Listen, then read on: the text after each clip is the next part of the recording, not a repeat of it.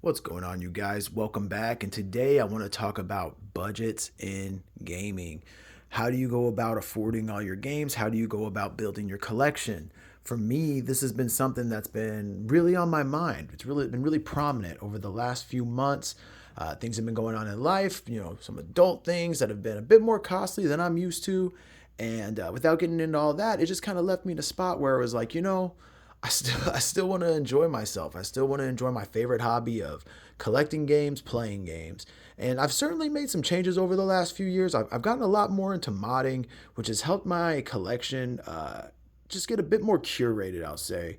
Now I primarily focus on, as far as physical collecting goes, I primarily focus on PS4 and PS5.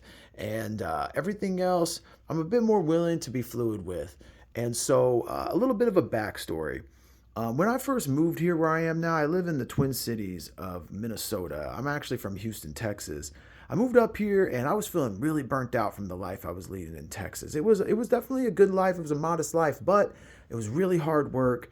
And I'd been going through some stuff where it was really weighing on me heavily. So I wanted a break from employment. I didn't necessarily not want to work. I did not want to earn an income. I just didn't necessarily want to be somebody's employee. So I started my own business and I was doing a whole lot of buying and reselling. One of the cool things about Minnesota is the winter. Now, I don't mean cool because it's cold, because that part really sucks, honestly. But the plus side of that is that people up here, you have to stay inside all winter long. You can't just go out and do anything and everything like you can during the summer and the spring. So people up here get a lot of indoor hobbies and they tend to go really hard at them. So video games and collecting are really popular up here. So there's a lot of swap meets you can go to locally. There's a lot of vintage like events where people do sell video games and toys and things like that. And so I found that there's a whole new audience out here. So I really began to. At first, I started with a bunch of games in my collection. At that time, I still had a few high-end games laying around, and my wife actually had a few games herself. And so we started there, and I took the money I made from that, as well as honestly some credit cards, and I just started hunting. I started hunting like crazy. I honestly went a little overboard, but after about a year or two, I had really built a name for myself out here and had really built a pretty decent flipping business. But ultimately, I got burnt out on that and I decided to back out of it. I had come from a retail career and I had basically built a retail business and was just like, this isn't what I want to do long term. And now I'm a professional driver and I really enjoy the lifestyle of that. But with that being said, I bring that up to say, as of late in life, I've been having some big time adult bills to take care of. And so it hasn't let a lot of freedom in my budget to game. And so it just kind of came to me like, maybe I could do a little bit more flipping again. And what I could do this time around, no credit cards at all, period, point blank. It's all got to come from the pocket. And it's all got to be things that I'm either going to enjoy flipping or things that I can flip fast. So I was a bit more prudent on what I would pick as I went out, and it's played out in my favor, man. I invested about $1,000 into finding inventory. And here, let's walk over here just for a little change of scenery. About $1,000 into my inventory, and now where I stand, a few months later, it's probably about I've probably been doing it again for about 3 months. I have fully paid myself back. And not only that, I've paid myself back for my investment on my inventories, and I have paid myself back for any spending I did for fun stuff in between then. And by fun stuff, I don't just mean video games. I mean going out to the movies, going out to eat, DVDs or Blu-rays that I've been wanting to buy, things of that nature. I have completely paid myself back, and now I am in the green by over $300, and it feels so good. So yeah, so I've been doing that again, as well as working, obviously, but my personal funds for my job no longer go to my hobby. I figured, this is a cool way to feel a bit more connected to the hunting process, the curating process, and just feeling a bit more special with what I've got going on with my video game collection. And it certainly has done that, honestly. I've picked up a couple of games within the last few months, nothing crazy, because even still, like I said, I've got some stuff going on financially as far as just where my money's going, and I don't want to get too happy with this fun money because who knows, I might actually need it. And don't worry, I'm not in any danger or anything. It is what it is. I'm trying to be responsible here, right? We all got to be responsible. And so I'm not super eager to just go out and spend it. And also, not even just because of that, But I've got such a great collection now and such a curated collection. There's not a whole lot that I really want. There's certainly some games out there, but I definitely feel like they're just worth waiting for. The games that I'm looking at right now, like for example, I'd love to play Metal Gear Solid 3 Delta. That would be really cool to play, but that game is still $70. Even used, it's like 60 bucks. And I'm just not feeling that anxious to play that game, honestly. It looks cool, it looks great, but I'm not in a big time mood to revisit the Metal Gear Solid series. So for me, it's worth waiting for. And if I wait and I'm patient, I can get that game for $40 or cheaper, and that'll be a bit more closer to what I'm trying to spend on. Honestly, like 20 to 30 bucks, but you're talking 3-4 years maybe for it to get that low. So I don't know if I'll wait that long, but regardless of that, yeah, I've got so many great games to play, and obviously something about my channel that I'm definitely trying to focus on is the backlog, and I've been talking about it. This is my PlayStation 4 backlog. This is my PS5 backlog, and these are the games I'd like to revisit. But I am a big fan of replaying games that I enjoy, and I'm really trying to get to a point with my modern collection that I can start doing that again. It's really fun to me to revisit games that I enjoy and to just come back to them years later, and have some nostalgia for them, as well as just a more older, mature mind, and maybe even some evolved skills in gaming, and get to approach them that way and see how they digest then and see how they sit with me. That's something I really enjoy.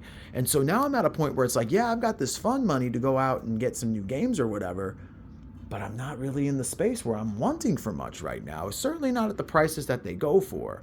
So I'm thinking at this point, going forward with this channel, I'm still going to be focused on the backlog. I'm going to be keeping you guys posted on how that's going. Some months it goes faster, some months it slows down. It really just depends on the work schedule. Right now, my work schedule is a little heavier, so playing games has slowed down a bit, but I'm making progress on what I'm playing, so it's all good. But that being said, I'm thinking I'm also going to focus on the budget, because I just find it to be so much fun. It's almost like a game in and of itself. It's like, yo, I want this thing. How can I get about that the cheapest way possible? And I've had a few moments where it's just really been eye-opening on why it's so worth it. Like, for example, I was vending at a swap meet, right? And this guy was trying to sell a 2DS, and this 2DS had a really cool grip on it, like a plastic molding that you attach to a handheld that just allows you to hold it a little bit more comfortably, right? And I'd never seen this grip before. What was really cool is it was a 2DS grip, and on the back it had triggers that allowed you to press L and R. Essentially, you'd pull on these triggers and it would push like a pad on the top of the 2DS, and that would press down on L or R. And I just thought it was so sick. And so I asked him, would you sell me that grip separate from the 2DS? I already have a 2DS, but I don't have a grip for it, and that thing looks pretty sweet. He gave it a little bit of thought, and he was like, you know what, man, absolutely, it's yours. We'll figure out something. And so when it was all said and done, the event was over. He goes, okay, man, about that grip. I'm like, yeah, how much are you looking for? He's like, I was thinking 15. Now, to be honest, I didn't know much about the grip, but I'm looking at it. It's run down, and he even acknowledged that. 15 was a little high in my opinion. Even 10 is a little aggressive for just its condition, but I'd never seen anything like it. He could definitely tell I wanted it. And by this time, like just at this point, most of the day I spent not really knowing its value, but I decided to do a little research. I had actually discovered that the grip was worth more like $50 to $80, depending on the buyer. And the condition it's in, actually, I don't know, maybe a good amount less than that. But he goes 15, and you know what? I just say sure. Knowing this now and knowing how bad I want it, I just say sure. And so he goes, well, let me see what you got over here and see maybe we can work out a trade. And I'm like, all right, cool. Trades are even better. And he ends up picking out Small Soldiers on VHS, Pokemon 2000 on VHS, and then I had like some McDonald's bags, like some vintage McDonald's bags, that I was asking like $1 a piece on. And he grabbed about 5 of those, and we worked out a trade. Now, here's what's funny. All those McDonald's bags I got for free. Both of those VHSs, I paid, I don't know, 15 cents for each of them, maybe 50 cents at most. So really the grip only cost me about $1, maybe $2. I know that math ain't mathin', but I'm just saying in case like those VHS actually cost me a little bit more. So I'm just rounding up aggressively on them. Like let's say I paid $1 a piece on those VHSs, which I know I did not.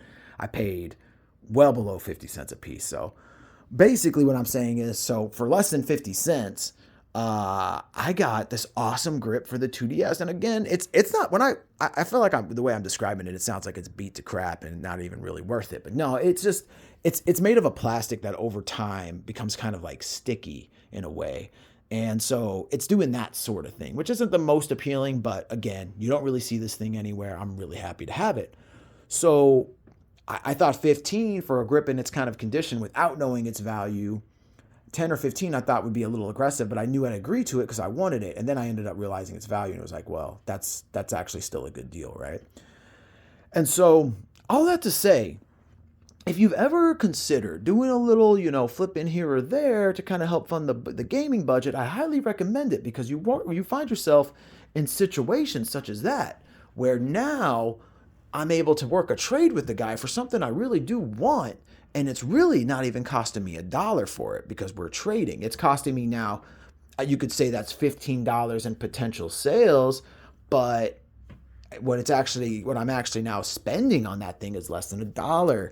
And I'm very pleased with that. I'm very happy with that. Trades are one of my favorite things about going to these swaps. I think a lot of the time when I'm with my fellow vendors, they can get kind of bummed out on trades. But if you're really looking for some cool stuff and you are looking to bulk out a collection, trading is awesome.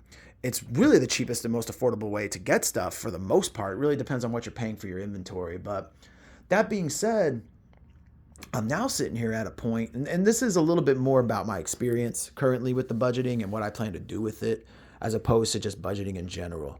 Because I have a feeling most people's answers to like, how do you budget for your game collection is they either don't, and they just kind of buy as they like, and they kind of have a sense, like a spidey sense inside, like, okay, I'm going a little too far this month. I need to slow it down. I think that's the way a lot of people collect, or they just go all in and they're irresponsible with it. But I know for me, I try to be really mindful of it and just make sure I'm not going too overboard. I also got a wife that holds me accountable, honestly. She doesn't like the clutter, and she's definitely outspoken on like, look, it's cool that you like your games. It's cool you like to collect your games, but if you're not playing them, man, then really what's the point of shopping right now for them? And I feel that like it definitely hits. I'm like, yeah, there's some truth to that for sure. But to the point, I'm getting a little losing my train of thought a little bit. To the point, just revisiting this concept of maybe I can sell a few things and I can create this separate budget from everything else that I can then utilize. Now I'm here and I got over $300 and it's like, well, what am I going to do? And so getting into that, I think what I'm going to do is upgrade our internet, because one thing that really has been a bit of a burden here, especially now that I'm starting a YouTube channel, is our internet's pretty slow and our modem is very old. And I mean, I'm talking, dude, if I make like this video, when I try to upload this video at the rate this is going, this is going to be the longest video I've filmed so far. This is going to take the rest of today. It is 3:40 p.m. This is going to go well into my bedtime. I go to sleep pretty early. My job, I wake up super early for my job. So I got to go to bed early, right? But this is going to take more or less the rest of the day on my phone doing this. That's how long it takes. If I upload a short, it can take half an hour to a full hour. I mean, our internet's slow, you guys. It just is what it is. And so I'm thinking I'm going to look into getting us an upgraded service, maybe an upgraded modem, which modem router combo. And then if they got fiber out here, I'm going to try to get us some fiber. It all kind of depends on the cost, not so much of the equipment, just on the monthly bill of it all. We'll see if it makes sense for us. But that's certainly where my mind is at the moment. And then also, since I do sell stuff on eBay, and I've definitely got a ton of inventory left, you guys. Like, I've paid myself back for my investment, but since I decided to go like VHS and CDs and some of my more aggressive investments, I was able to get those things for 5, 7, 10, maybe 15 cents a piece. And I've got hundreds of them, you guys, hundreds. So I'm looking to take those around town to some of these like cinema swaps and music swaps and just ask $1 a piece on them and just clear them out and just, rack up some cash. Obviously I'll do some research, and if something has a little bit more value, I'll charge a little bit more, but I do sell on eBay. And so one of the things I'm thinking about doing is getting the internet upgraded to help the YouTube channel, to maybe actually put me in a position where I can maybe do a little online gaming if I want to start giving that a try, because all my buddies do it. I'm the one guy out. I don't feel like I'm left out in the sense that like I'm super eager to do it, but it would be cool to have that avenue to hang out with my friends. I'm more eager to hang out with my friends than I am to game online, but that's just something that they do to stay in touch, and I would like to be able to do that with them. So that's part of it. as well as like, like I talk about, I enjoy modding. So building up my internet so that I can do that more quickly and at an effective rate, that would be really cool. Um, and then the other thing I want to get is a thermal label printer for all my shipping. Because currently, man, I'm printing these labels from a printer, cutting them out, and taping them to the package, which is chill, is fine, but it takes time. And so I'm thinking if I do that and I make that change, that'll really speed things up along with there. I won't ever have to worry about my wife's printer, whether or not it's turned on, whether or not it's connected to the internet, whether or not the ink is good in it. You know what I mean? It's like I'll have my own little device, doesn't run on any ink, and I can just boom, boom, boom, do it. And I can even keep it in like the basement where it's out of the way.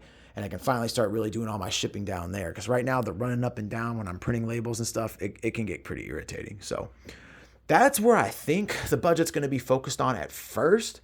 I'm probably going to try to get it closer to like 400, maybe even 500 before I make those purchases. Just so in the meantime, if there's like a cool, cute little thing I want, because as you can kind of see, I want to leave this for a future video. Your boy likes his knickknacks, right? So I could come across something kind of cute that I want to add to like the knickknack set, but or I could come across a really cool game. I do want to leave some flexibility in the budget. I don't just want to upgrade our internet, buy this thermal printer, and then I'm back down to zero. So I'm going to let this thing get up to about 500 bucks or so, maybe even higher than that, depending on how these next few sales go. And then I'll start making those sorts of moves. But I'm really looking forward to it. I hope you guys stick around to check it out. Let me know down below, man. What do you guys do for your gaming budget? Is it just something that you equate for? Do you just kind of roll with the punches? Do you just go haywire and not really care? Or do you do something kind of more like me where maybe you buy a few games, you play through some, and if you realize I'm not getting to these, let me just flip them. Or I beat that, cool, I don't need it no more, I'm going to sell it. Or I beat that, I know I'm not going to replay that, I'm going to sell it. I'd be really interested to hear how other people approach their budgeting. It's just fun to me, man. I like the numbers of it all. I like the being in the profit. I honestly like the responsibility and the accountability. It feels good to know like, man, I'm able to enjoy this. And at this point, it's not even costing me anything, so to speak. Like I bought this stuff, I'm in the green on it, and now it's like everything I get within this range is free, basically, because I didn't have this money prior to doing this. There is the time, there is the energy investment, but despite all that, it's just fun, man. And you get to meet some cool people. That's one thing I forgot to mention, doing this flipping thing.